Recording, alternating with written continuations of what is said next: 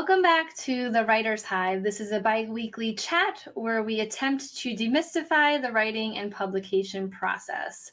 As always, I have Amber and Julie with me, and the topic of the episode is self-doubt and imposter syndrome as writers. So we are going to talk about how we experience imposter syndrome if we do, and self-doubt, and how we handle it as writers, as this is a creative process. A lot of people do go through this. So if you are currently going through this or have before, just know you are not alone.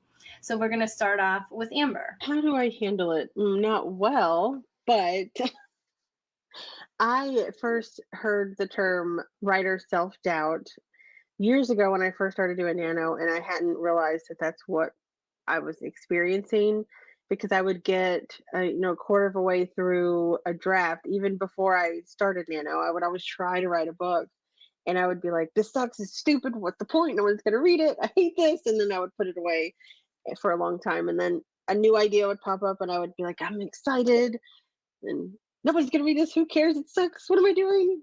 I put it to the side. So once I realized that that was what was happening, I was able to finally learn how to push past it and say, like, why are you a writer? Are you a writer just so people will be like, oh, you're great and I love your book? Or are you a writer because you want to tell stories? And I'm a writer just because I want to tell stories. So it doesn't matter if no one sees it and if it sucks. It can always be fixed. So that has helped me over the years. But as far as imposter syndrome, I think that's just an extreme form of self doubt. That's where you actually feel like you don't deserve it if you do get some sort of recognition. But I don't know how to push past that because, like, I think that's normal. I see authors as big as Victoria Schwab talking about imposter syndrome and how she's had multiple New York Times bestsellers. She's been on the New York Times bestseller list for weeks in a row, and still she feels like all of it's going to just disappear one day. And I think that it's good to note if you do have that everyone suffers with it, but there's no book like yours out in the world. Every book, no matter how similar, is still different. You can give two writers the exact same prompt and they can come up with two completely different stories. So you do deserve it. You put in the hard work because it is hard work to write the book. But I think that just realizing that what you feel is normal and everybody feels it helps to push past it and find writer friends that you could talk to about it and they could say, slap you a little bit and say, stop being an idiot and just do the thing. Julie does that for me a lot. So I agree. I mean, obviously, lately I've had a lot more kind of like self doubt, imposter syndrome situations and scenarios. And I really think that it depends on where you are in your writing. I don't have a ton of imposter syndrome when I'm actually drafting. Self doubt, yes, especially during the editing process. I got really frustrated with myself throughout editing that, like, how could I still not be there yet? Like, why have I gone through self edits, critique partners, beta readers, and professional editors, and I'm still finding errors? Like, it frustrated the heck out of me.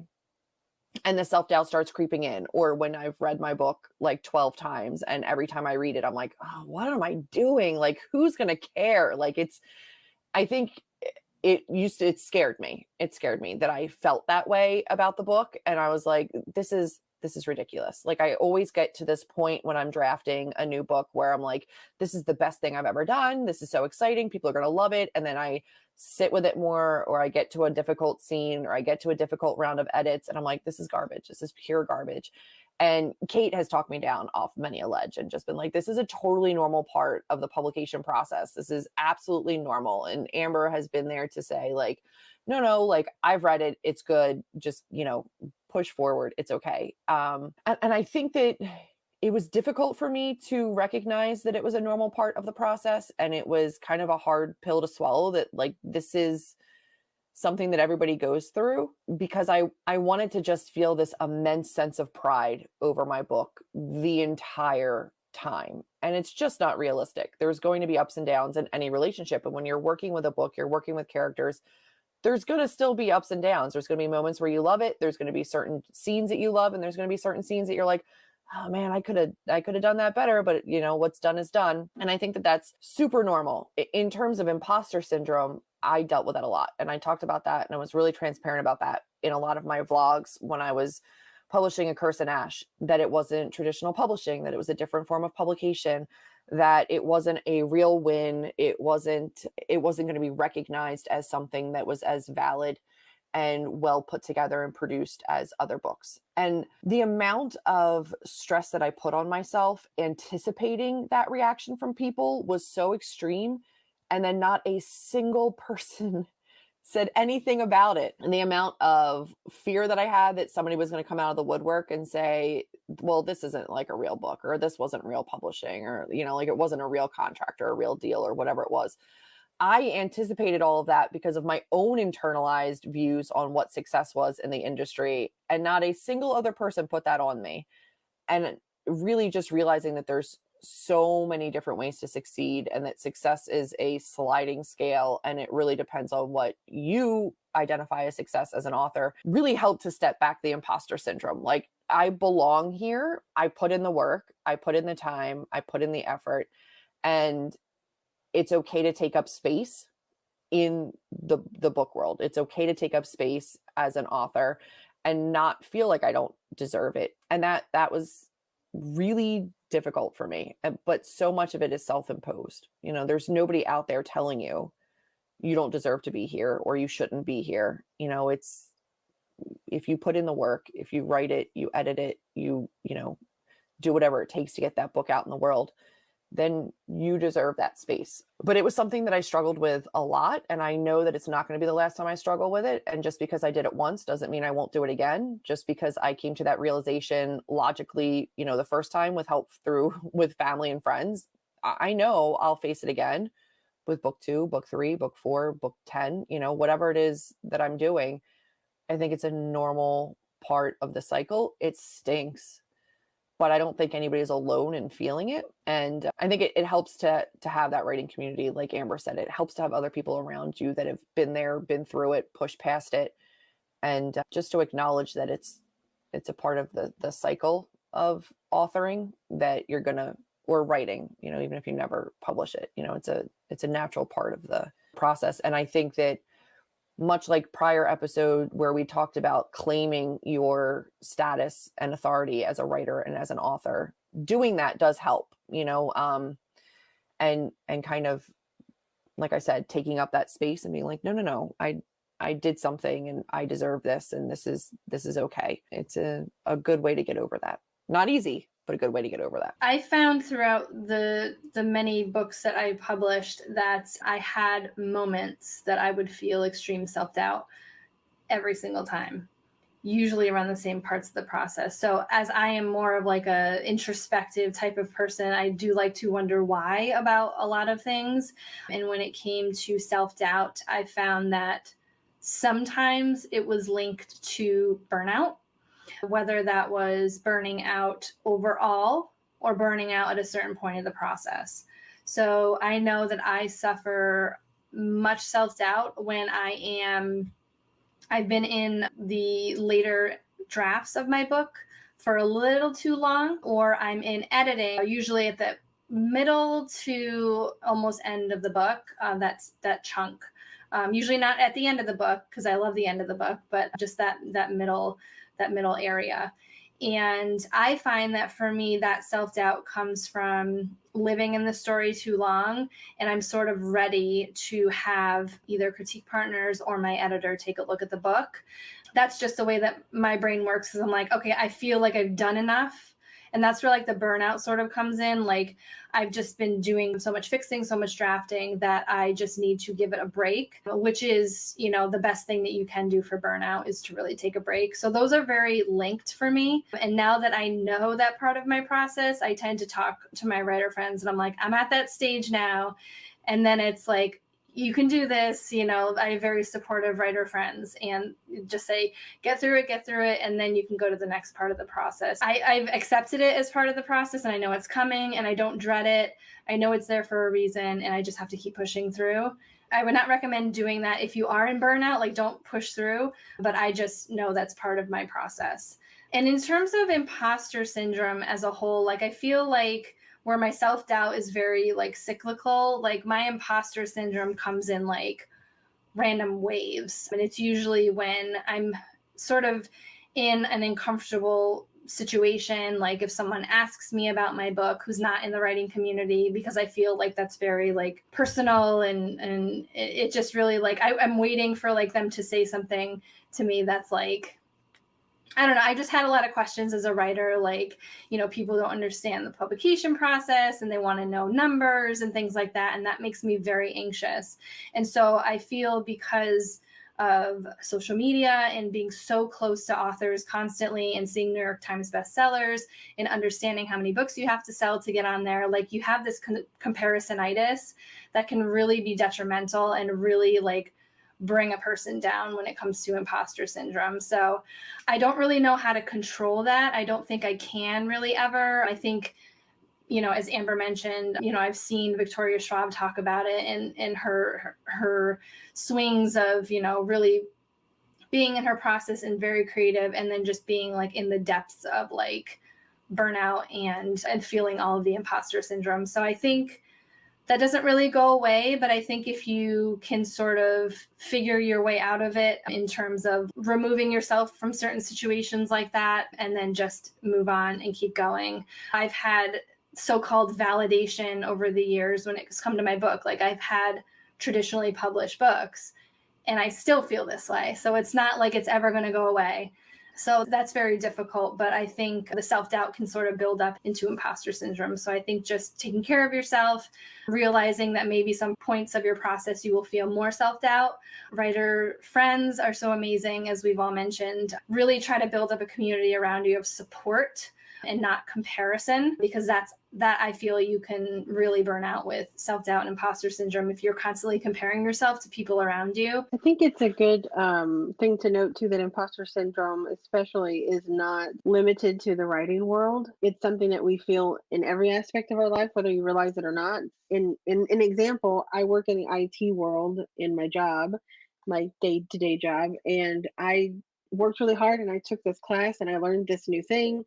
And then I paid to take a test and got like this really big certification. And I was really proud of myself, but then as soon as like my CEO and my boss and everybody started to tell people about how proud they were that I got the certification, I felt very like, no, it's not that big of a deal. I don't deserve that recognition. And I absolutely do. I worked really hard and learned a lot in order to get this certification, and it was really hard. So it's why do our brains do this thing where we're like, oh no, I don't deserve recognition, when had nobody ever known, I was really proud of myself on my own. But as soon as it's like the thought of other people telling you like, oh, that's really great, you did a good job, whether it's like somebody reading your book and saying like, oh my god, I really loved it, I want it for my book club, or whatever it is, you're like, no. But if it was in your own bubble, once you finish it, you would be really proud of it. And I don't know why we're so conditioned through society to not value our accomplishments. And I think that's where imposter syndrome probably comes in. It's just we feel uncomfortable taking in compliments most of the time. And I don't know why. But with my writer self doubt specifically, you were talking, Kate, about it always hits at a certain part of your process. And mine is the same way. And I think that it's because when I outline a book, I do a very skeleton outline. I don't do really in-depth outlines, and I have a really clear picture in my head of the beginning, and I have a really clear picture in my head of the ending, and probably even that midpoint. But then it's as I'm writing those pieces to get to there, I just want to get to there, and I'm excited about the end, and I feel like I have to write these middle sections that are saggy, but it's because I don't have them fully fleshed out in my mind. And so they are probably meandering and a little bit boring. But then those pieces start to tell me, like, oh, this book sucks. Why even bother? Nobody's going to care, without realizing, like, yeah, it sucks because you don't really know what's happening yet. But once you get through it, you can edit it, you can make it great, it'll be fine. It's having to remind myself, like, I have to get through this. And even if it's a shorter draft because I rushed through it, I can always go in and beef it up later. And I think that I just get overwhelmed with like, this sucks, I hate it. And I don't, because once I go anytime I've ever gone back and read when I stopped and read up to that point, I was like, this was actually not bad. This is pretty good. Like, what was my problem? But that space sometimes helps me see that I was being a little bit self-doubting, like that's a verb, like, so yeah, it's definitely, if you have to take a break from it for like a week and then go back and read it, and you'll see once you have a little bit of space from that self-doubt, like, oh, okay, it wasn't as bad as I was making it out to be in my head. Yeah, for sure. That's definitely some advice that I've heard from other authors with self doubt is like go read some of your old stuff, especially if you have been published, and know that like at the very end you have this really cool thing and then you can do it again. Like it's something that you build upon. Unless you are one of like a critical reader and writer that you would go back and try to nitpick everything. But I think for a lot of people, going back and reading like an old book that you published, or I guess even reading an old book that you published and you're like, wow, this thing now is really good as compared to that old thing. So you know that you're growing in the process. And it's something that everyone goes through. Like I've never spoken to a writer that hasn't gone through this, or any creative. Some people in my life, with their jobs, like you said, Amber, like feel that same way. They're like, I don't deserve this. I heard this quote a while back, like if you are actually an imposter, like if you are someone who's not supposed to be there, they usually don't feel imposter syndrome. They're very confident with everything that they're doing, which sometimes helps when I do feel that way. I'm like, I'm not an imposter because I wouldn't be feeling like an imposter if I was. So it's just like a little trick that I play with myself in that in that regard. I also just wanted to comment on the fact that I think that my self-doubt kind of creeps in at the same exact time as yours does, Caitlin, where you're like, no, this is totally normal. It happens to me too. It's when you spent too long with those characters or in that world and you're starting to nitpick. Like it's been yours for too long and it has to go. And I think that's the scariest thing to overcome, is that when I get to that point is the point at which I have to give it to other people. And I'm like, but I hate it right now. This is not when I want to be giving it to people. Like, why can't I share it at like the peak of like, oh, I'm really proud of this. Here, look at this thing I did. It's like, no, I have to give it to people when I'm at my most like this. Here's my garbage. And that's a hard part to kind of get over too, is that it does hit at the exact time you need distance from it. And that distance is usually at the same time where you need to give it to critique partners, beta readers, or be totally hands off and start querying. And you're like, this is not easy to admit that like I've done what I can. And now it's time to let other people see it. And you're at your lowest point of confidence on that story.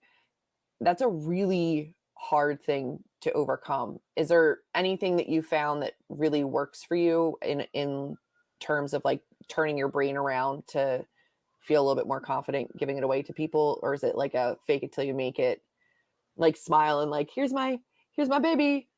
And you just, in your head, you're like, this is horrible. I think the more you write, the easier it will be to pick. Like I would never give either of you like my skeleton draft. Like, and I know some people will, and they're like, I have this idea, I just need to piece it together. And some, you sort of have to go into different parts of the process of giving it to other people that you know what you're looking for. So I'll do my skeleton draft 1 and draft 2 before anyone sees it. Like I won't share anything because I feel like it's enough of a story that someone who reads it, like a trusted writer friend who reads it, will see what I'm trying to do.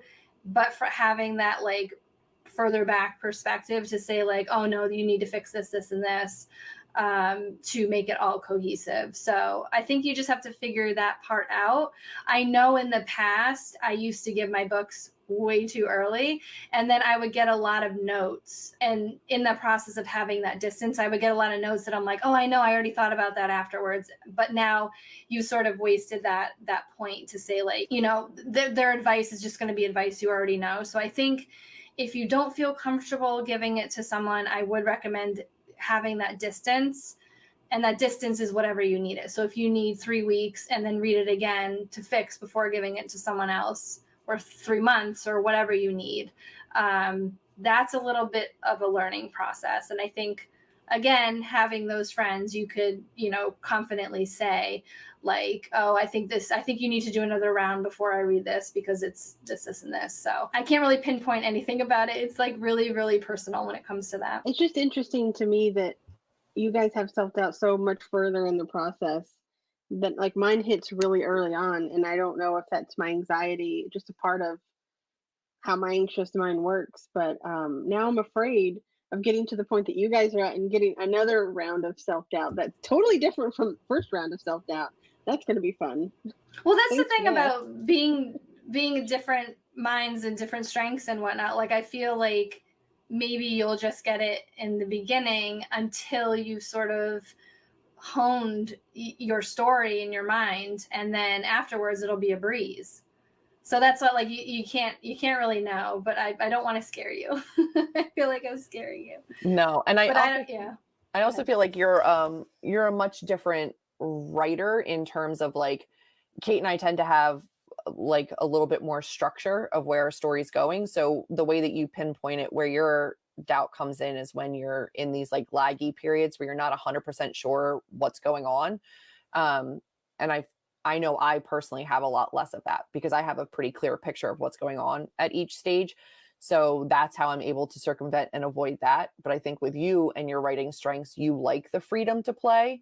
It's just that kind of comes back and bites you if you lose your way a little bit. So, I mean, it's all just a matter of where that falls for every person. Like I had a lot of self-doubt when I was hitting my marketing stride for A Curse in Ash, and you were like, that's where I'm going to shine. Like I got that part down, so it's very individual. I think it's going to be different for a lot of different people. So I wouldn't go into it like anticipating and waiting for it to hit, because it might not for you. You might be fine. It's doubtful that I'll ever be fine in any part of the process, but we'll see. Well, you have us That's to true. talk to. Have writer friends, that matters. All right. We would love to know how you've experienced either before or both, and how you have gotten over it. And if you haven't, we'd love to discuss with you in the comments below different ways that we could help you out, and sort of be a part of a community together who lifts up other writers. Bye-bye.